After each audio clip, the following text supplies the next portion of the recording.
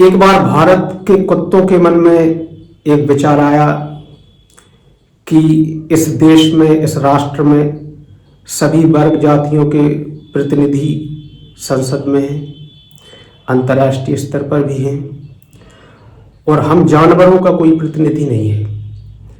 क्यों ना हम जानवरों का भी एक प्रतिनिधि राष्ट्र से लेकर संयुक्त राष्ट्र तक भेजा जाए।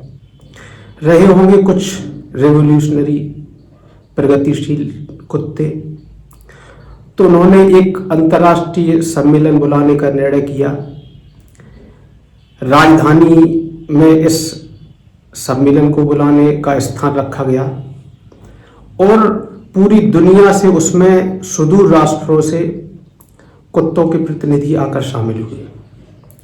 मंच सजाया गया, उसमें पोस्टर बैनर भी लगाया गया जिनमें लिखा था इंटरनेशनल स्वान समिट, अंतर्राष्ट्रीय स्वान सम्मेलन।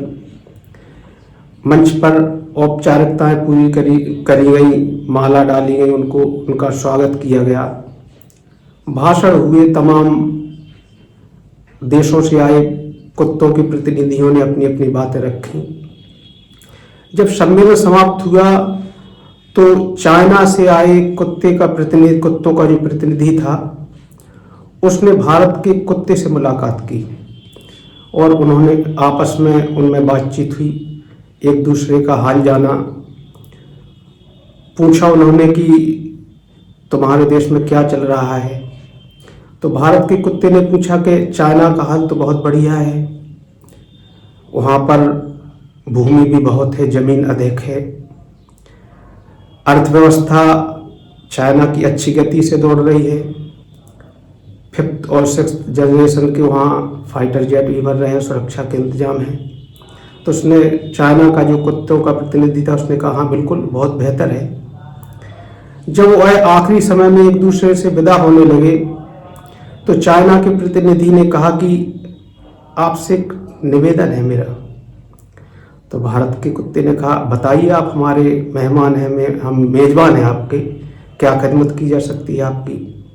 तो उसने कहा कि क्या हमें भारत की नागरिकता मिल सकती है। भारत के कुत्ते ने कहा अजीब बात कर रहे हैं आप, हमारे देश की तो माली हालत उतनी सशक्त नहीं है, हम लोगों के रहने के लिए भी उतने अच्छे इंतजाम नहीं है, लेकिन आप फिर भारत में नागरिकता की बात क्यों कर रहे हैं। तो चाइना के कुत्ते ने जो कहा वह बड़ा क्रांतिकारी वाक्य था। चाइना के कुत्ते ने कहा कि बड़ी सुविधाएं हैं, खाने पीने का अच्छा इंतजाम है, सुरक्षा के भी इंतजाम है, लेकिन चाइना में जो एक चीज़ की कमी है वह बहुत खलती है। भारत के कुत्ते ने कहा कि वह कौन सी चीज़ है।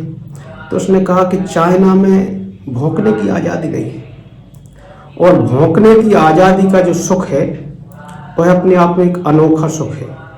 भारत में भौंकने की आज़ादी बहुत है, इसलिए मैं भारत की नागरिकता चाहता हूँ, भारत में बसने का इच्छुक हूँ। दोस्तों, यह जो भौंकने की आज़ादी है,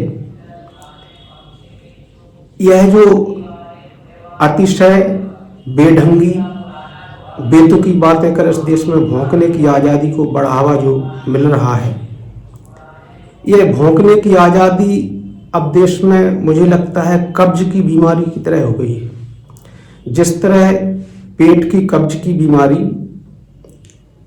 शरीर के सारे रोगों की जड़ होती है, इसी तरह इस देश में यह जो भौंकने की बीमारी लगातार बढ़ रही है, यह कब्ज की बीमारी हो गई है। और सारी सामाजिक बीमारियों की जड़ में मुझे लगता है भौंकने की बीमारी है।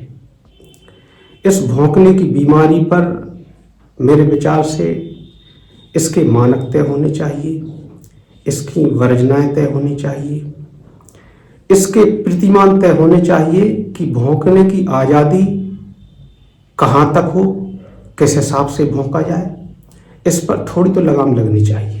धन्यवाद।